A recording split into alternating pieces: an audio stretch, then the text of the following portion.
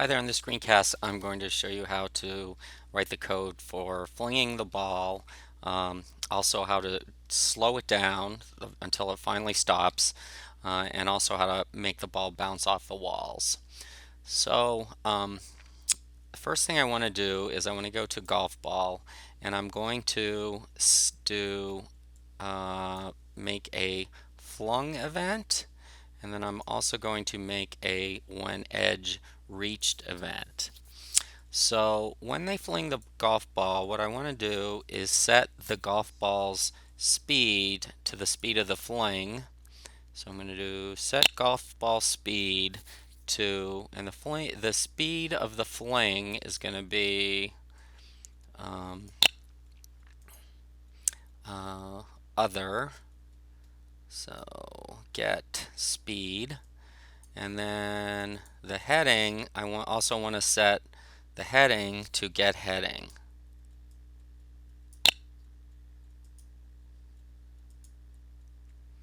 So heading to get heading.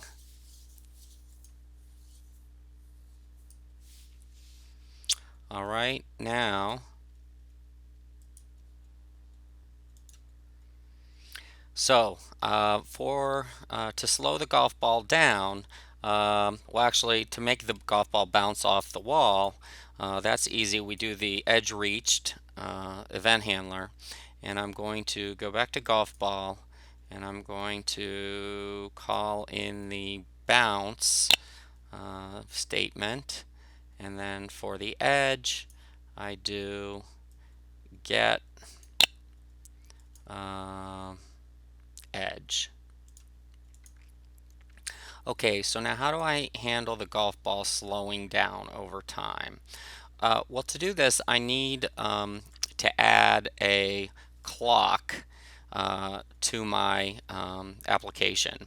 So to add a clock, I go to Sensors, and clock is located right there. I'm going to drag one onto the screen, and then as soon as I drop it on the screen, it'll go down below uh, the um, the screen, because basically it's a hidden component. So as far as its properties go, I want to set it to always fires enabled, and I'm going to make it have an interval of 10. Okay, so now I'm going to go and I'm going to I'm going to go and find my clock, and I'm going to do this event right here. So whatever goes in here gets executed every time the timer fires, and it's always going to be firing, meaning it's always going to be every 10 milliseconds it's going to be executing.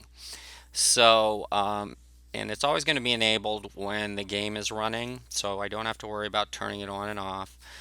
It's just always going to be going.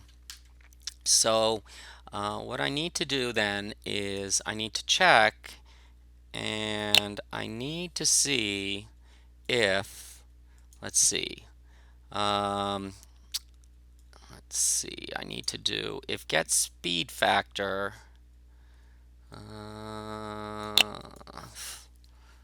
see, no, if the speed of the golf ball, so that would be golf ball dot get speed is less than or equal to um, the speed factor,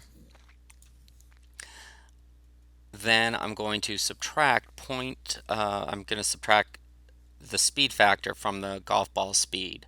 So I'll say golf ball dot set speed uh, to be, let's see, I need the minus one, the minus block I should say, and then it's going to be get speed. I'm going to duplicate that, and then minus get speed factor. So you can kind of, well, just a second, and then I'll explain this in just a second. I'm going to do else, and then I'm I'm going to set the speed of the golf ball to be 0.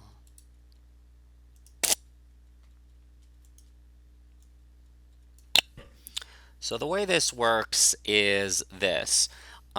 So you have a certain, you're going a certain speed, and then every time, like every 10 milliseconds, you're going to decrease the speed by this global, this speed factor variable.